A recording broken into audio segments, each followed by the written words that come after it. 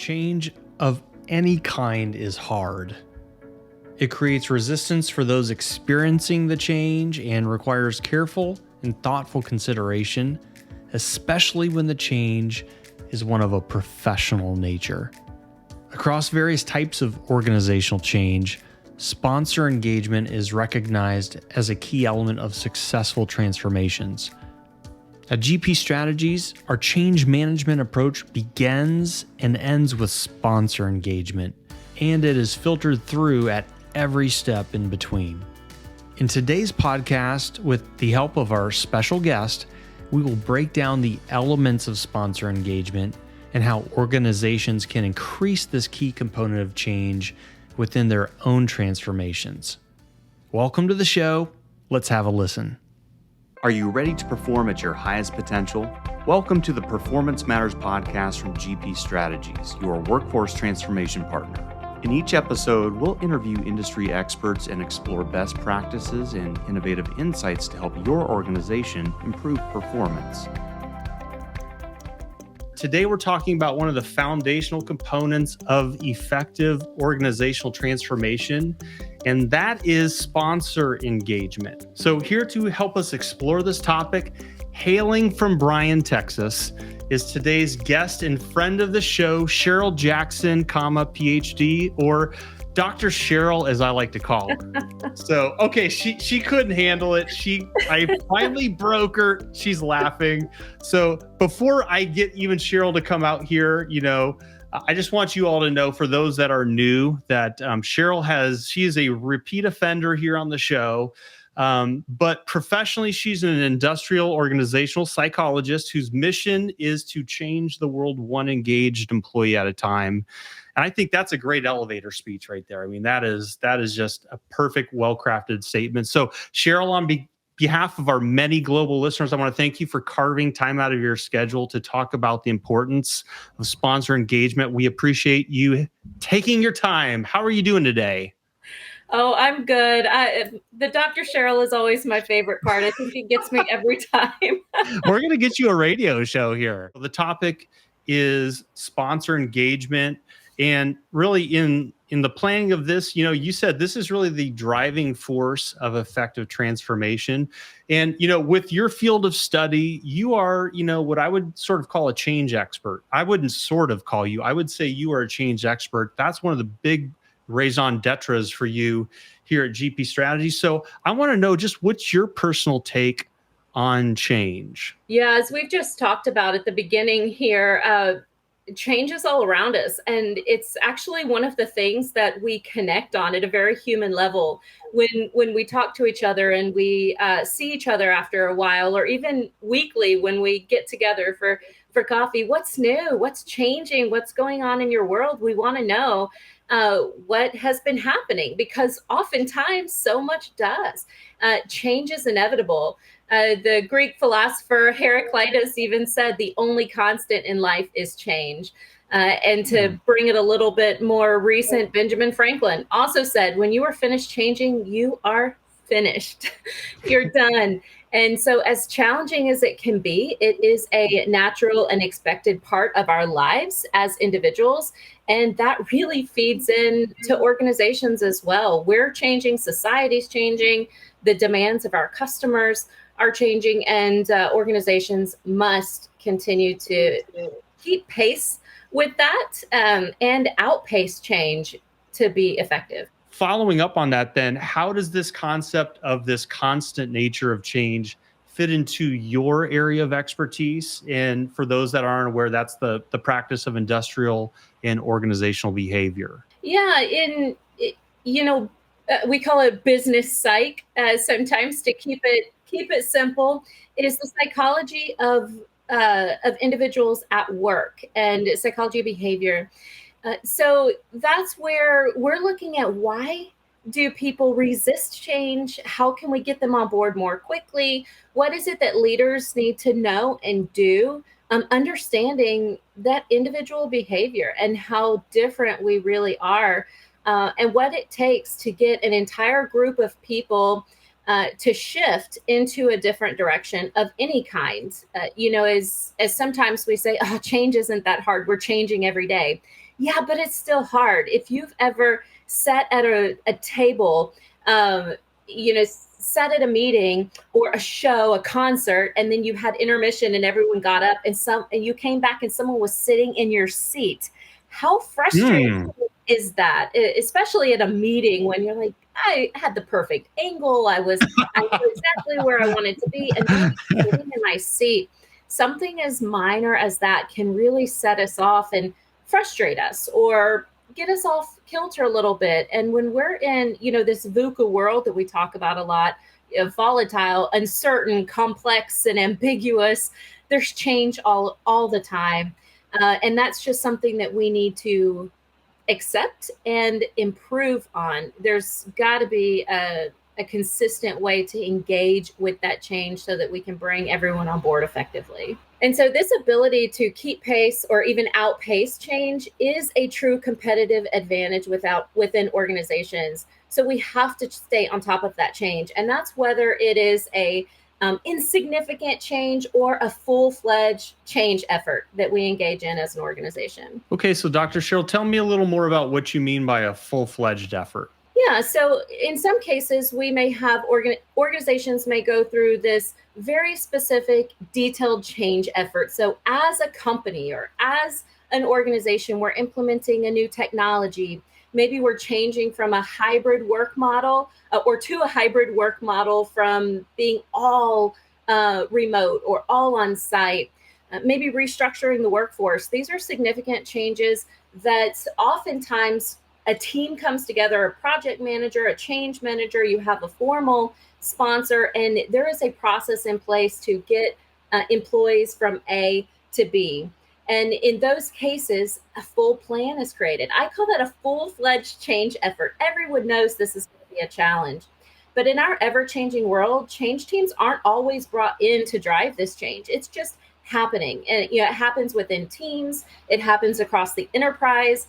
And even with specific locations may have an adjustment to fit their region or their specific needs.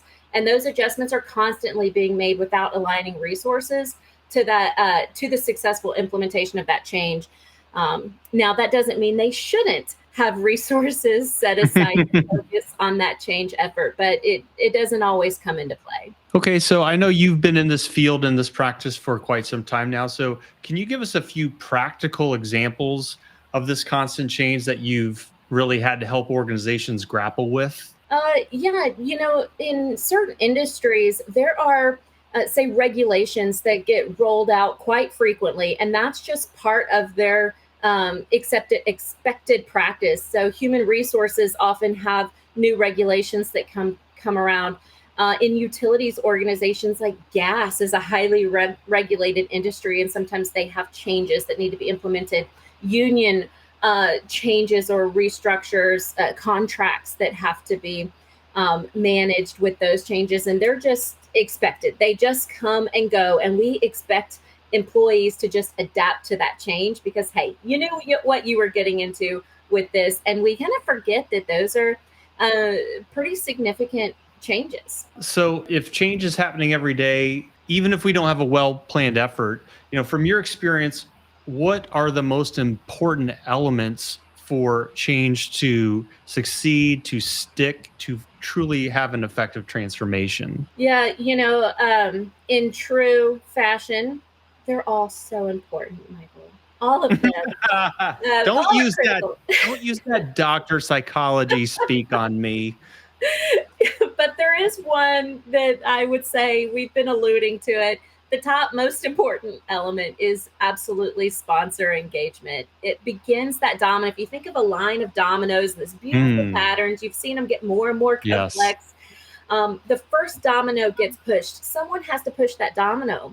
And then sometimes, they get off course a little bit. And although it's hard in a domino setting, that sponsor is the one that comes and gets them back on track, straightens them up a little bit so that they can continue to have that effect of creating a beautiful pattern or tumbling over a water bucket or whatever it is that they're doing. They reinforce that tumbling process. And if no one is driving that change from the top, that those key leaders that are in place that people are looking to say, how do they want it done? If no one is doing that regardless of how powerful the rest of the process is or the rest of the plan, it can be very challenging for that to be effective. So Cheryl, you're describing the sponsor as that's the catalyst. It's the domino that starts it.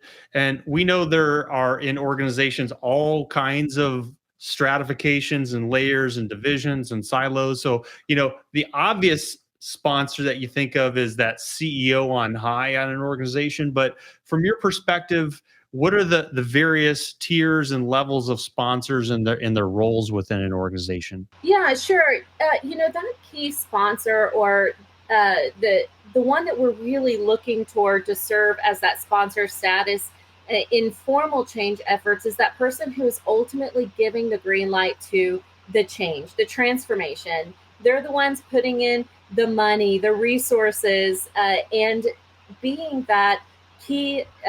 Not decision maker so much. They're not the one driving or physically driving the change, but they're the person ultimately responsible. So not quite the CEO, but who's that CEO looking to when this transformation is either a success or a failure, the person whose name is on that effort.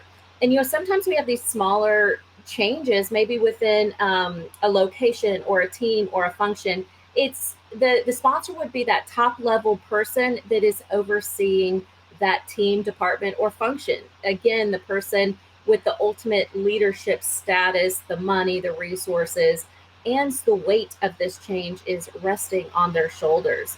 So if it's an internal team change, it could be just the manager of that team saying, I'm taking responsibility whether or not this fails or succeeds. I'm putting all my eggs in this basket, and I'm moving forward. You can look to me for the approval of what you're doing, and I will ultimately say yes or no. So this is something I think from the outside looking in, you might get a little bit of confusion or ambiguity here, because you're saying the sponsors is often not the one, I don't know if you'd say in the trenches doing the work, but they're the one who they've endorsed it. They're saying it's the way to go here.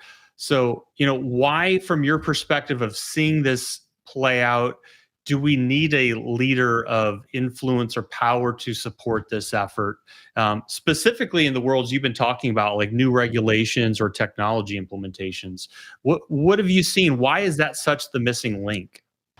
I say leaders are not the ultimate drivers of change because they're not necessarily change agents. They don't understand all of the different steps. They know what they want done. They're willing to pay for it. They're willing to put their name on it, but they don't necessarily have this experience holding the hands of an organization and helping walk them through the process of change. And so that's why they don't necessarily drive it. Sometimes they are, but what they depending on what level that is, and if it's their change or they're just sponsoring it. But the leaders and ultimately the sponsors are key primary drivers of culture, and it's their influence that determines that culture. A lot of times as a mom and as a woman, I also often say women and families set the tone for their family. They manage the emotions of the family. You always heard happy wife, happy life. I don't agree with that. I think it's happy spouse, happy house, but there is something to that, as parents and spouses often do have set the tone for each other within a family. And leaders do that within their organizations and within their teams. So they drive whether or not those employees accept the tenets of that change, whether the culture is established to support it, if the right processes are in place to support and uphold what we're asking them to do. We all look to that leader to say, do you really care about this, or am I doing it for nothing? If I do it this way, which is going to be harder and new and something to learn, am I going to be rewarded for that? What happens if I fail? I try, but I fail. Is the structure, the reward system supportive of me putting in this kind of effort, or do I need to resist it as long as possible? And another key element of that culture is showing that our research, we have an engagement survey and we work with clients on these engagement surveys. And that research shows that through crisis or significant change, such as the change experienced during the pandemic, success through that change was driven by three qualities, and that was relationship with manager, trust and individuality, and change agility. So you're saying really that quality of change is underpinned by the relationship with the manager, trust in individuality, and change agility. So let's start with that first one, relationship with the manager. Tell us more about that, Dr. Cheryl. Yeah, so when we're asking employees what is driving your engagement, we ask it in a number of different ways, but as we pull that data together, even through significant change like we experienced, relationship with our manager was really the linchpin of whether or not they maintained engagement and productivity throughout that significant change, that crisis period, if you will. And so what that looks like is sponsors, and teams and managers, they're engaging regularly with their teams. And that sets the foundations for managers to engage regularly with their teams. So we talk about leading by example, setting the stage, setting the tone. If I am a top level leader and I'm not meeting with my team, that tells my team that they don't need to meet with their team. I don't care. And then they don't meet with their team. And that sets that domino effect that says, we don't really value meeting regularly with your team members. So that relationship with your manager is so critical for successful change adoption, for transformation, and for surviving through crisis as an organization.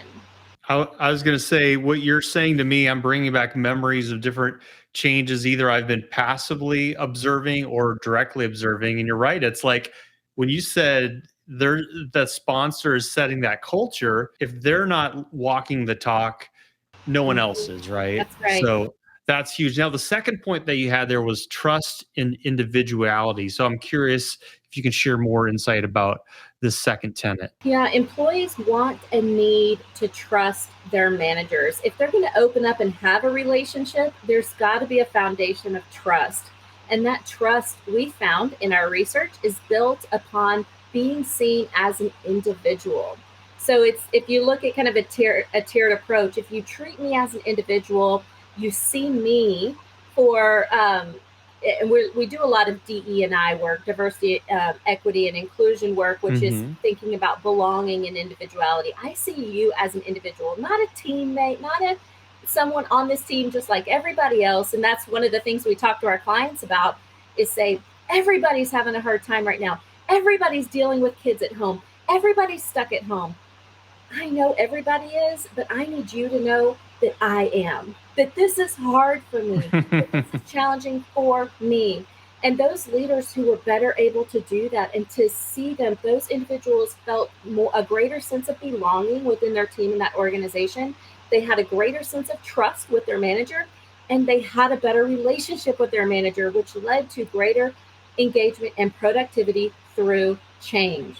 And again, that sense of individuality and trust must be modeled from the top down. Well, I can see that's music to my ears just hearing about that, in terms of when someone sees you beyond your role and they see you as, someone with unique challenges and they empathize with you, that just makes you want to go that extra mile on that end. So I can see that it's just light bulbs are going off on that for me, Dr. Cheryl. Now, the third point you had was change agility. So right. Unpack this one and its role with sponsor engagement, pretty please. Yeah, so change agility, as from an individual standpoint, this is your ability to adapt, to flex, to adjust, your resilience. How quickly do you bounce back when things are challenging and tough? You ask me to sit in a different seat. Do I cry about it? Do I pout about it? Or I go sit in a different seat and adjust my chair?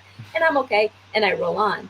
Organizations are built up by individuals. So we have got to have individuals that have these competencies in order for the organization to have these competencies. And if the leader, the sponsor, must support the development of those competencies within the individuals in order for that culture to be established. How quickly as an organization do we bounce back? Do our processes have so much red tape that we can't make the adjusted need changes even if we needed to? How quickly can we move from one step to another? That's change ability. And the ability to do that well really determines the success or failure of a transformation effort. Leaders are primarily responsible for driving that culture of change agility within their organization. There's a saying I've heard and I've used for several years, which is culture eats strategy for breakfast.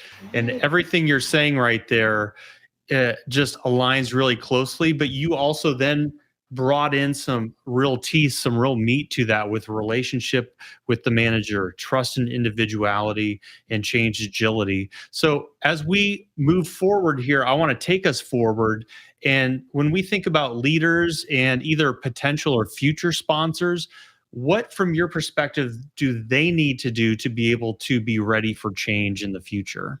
Yeah, so many times we wait around for change to happen and we think, oh, we'll handle that when it gets there. But all of these things leaders and sponsors can begin to do now to start building the relationships with their teams, to start practicing seeing those as individuals and not snapping back with everyone is challenged right now. Just do it. And especially when it comes to change agility, you have to start developing that early.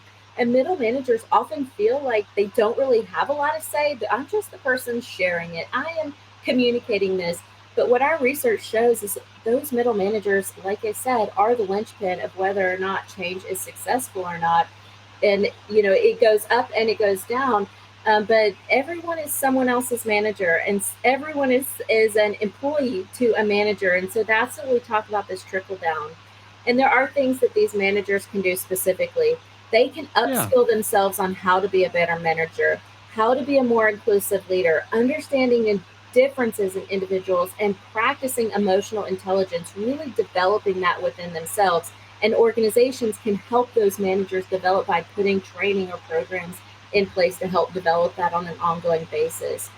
Begin meeting regularly with your teams. Just touch base, set one-on-ones. How's it going? Let's have coffee. Let's chat. Let me understand what's going on in your lives, and have that open and honest, transparent communication, even about the little things. It's going to be easier to start small and just be open with what's been going on with the organization and sharing as much as you can. Some people are naturally more tight to the chest or to the vest, if that's the phrase, but they keep information closer together, and they don't share that information as openly.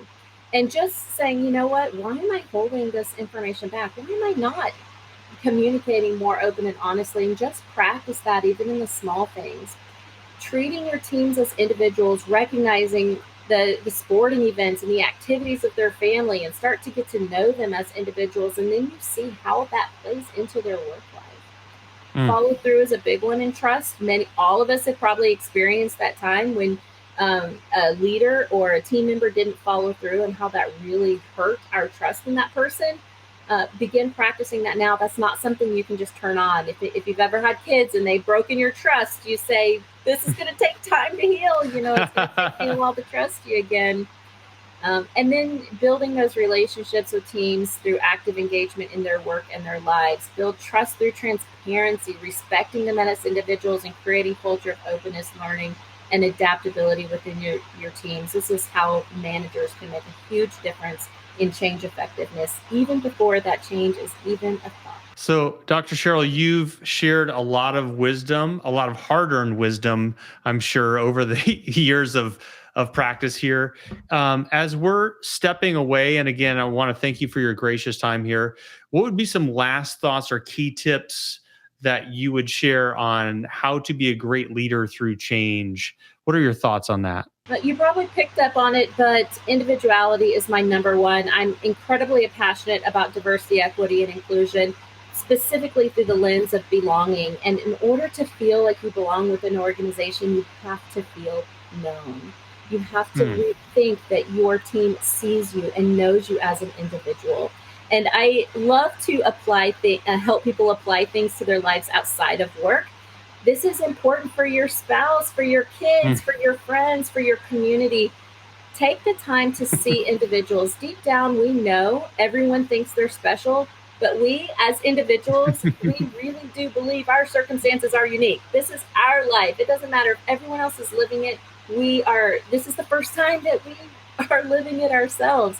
And we want to know that our managers recognize our unique challenge, gifts, and characteristics. So the moment we think that our manager sees us as anything less than an individual, we lose trust and engagement in the work as a whole. And at that point, it takes a lot of effort to regain it. So treat every person as an individual rather than a means to an end.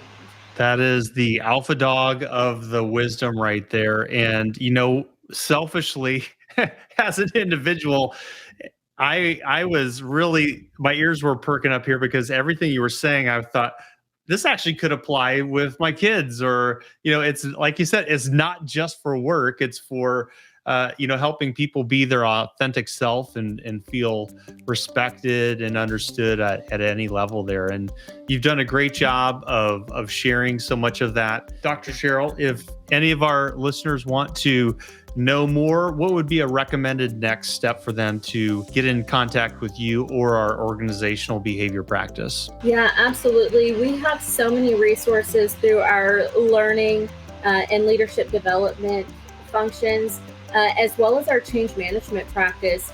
I'm the practice lead for org design and change management, and we would love to help point you in the right direction, as well as help support you through consulting and our methodology. Our methodology is quite powerful and incorporates all of these different elements, so we would be glad to hold your hand and support you. Awesome. Well, on behalf of our many global listeners, Dr. Cheryl, thank you so much for sharing your time, and we wish you a wonderful evening. We appreciate you. Thanks so much. The Performance Matters podcast is brought to you by GP Strategies. Together, we can create a world where business excellence makes possibilities achievable. You can subscribe to the show anywhere you get podcasts or listen on our website at gpstrategies.com.